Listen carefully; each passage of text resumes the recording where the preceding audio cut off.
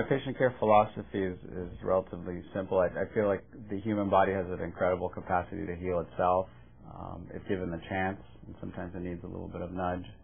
So I help patients find it within them to heal themselves and help them out, whether it be through lifestyle changes or medicine or even sometimes herbs and other activities.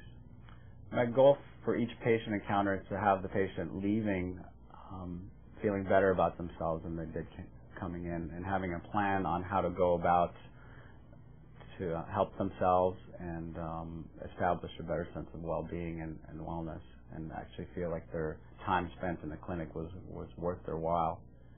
I picked family medicine. I actually picked it when I was a kid growing up. My uncle was a family practitioner, and I really looked up to him. He was such a great guy. Everybody respected him, and I enjoy the concept of being able to treat everybody at all ages and seeing everybody that walks in through the door and try to help them as best I can. Sometimes, having to refer them out to a specialist, but most issues I think can be handled. I think my patients would describe me as being down to earth.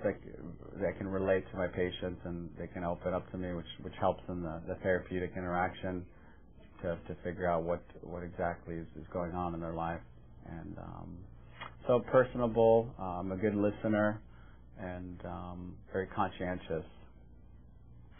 I feel very lucky because being a practicing physician is probably one of the most rewarding jobs there is out there, and I usually do go home feeling a sense of satisfaction that I've accomplished a good day's work, and most of it comes in the form of a smile or a really earnest thank you from a patient saying that, well, thank you so much. I do feel better, or I know how I'm going to get better with your help, and that makes me sleep pretty well at night.